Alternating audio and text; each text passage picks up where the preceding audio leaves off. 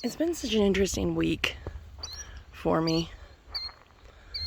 A good friend experienced the tragic loss of her brother.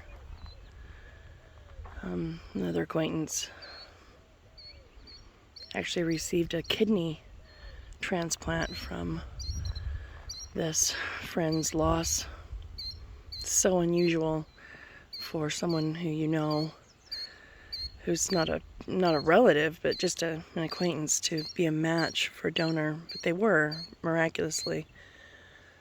And I've pondered that this week, just that experience of opposing needs, opposing hopes.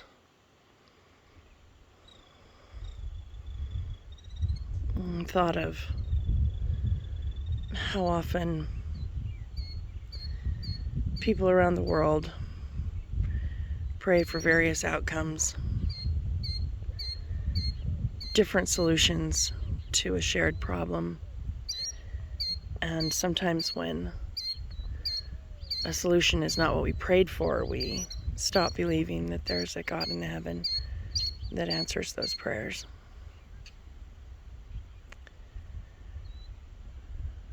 And kind of zooming out mentally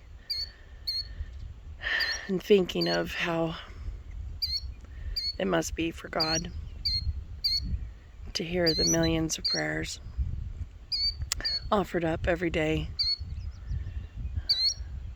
asking for things that are in direct opposition from children he loves and cares for.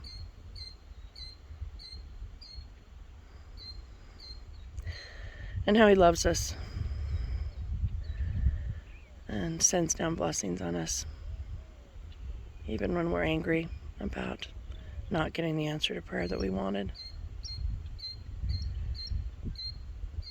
And as I've been thinking about this and contemplating the differences in our prayers and the differences in our answers, how the most important thing that we experience in life isn't the specific miracle we prayed for. It isn't the proof that God heard our prayer. It's actually the connections that we form with one another.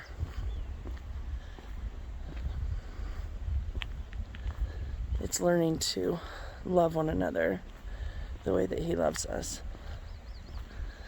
Learning to care about one another's need the way that he cares. It's seeing his hand in both outcomes. The loss of a brother and the regaining of the health of a husband and a friend. They're both miracles. You know, it's interesting because sometimes here in mortality we view death as the enemy. And it's not. Death is a common bond. Birth and death, it's a common bond we share with all living things.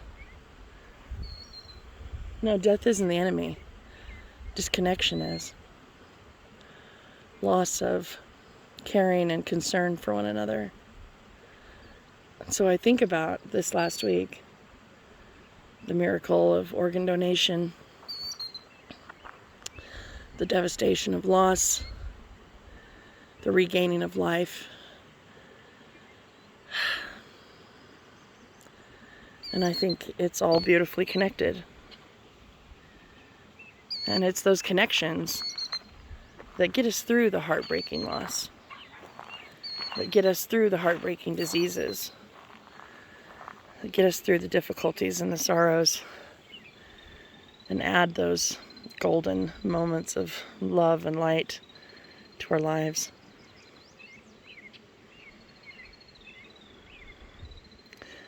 So my thoughts from my morning walk out here in the valley. Sometimes the things that test us and try us the most are also the things that define us and give us hope. So I hope no matter what you're praying for today, no matter what you're hoping for today,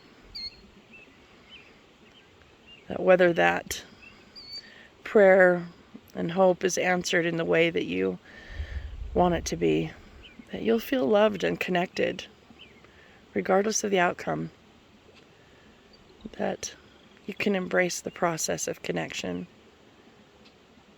and the process of hoping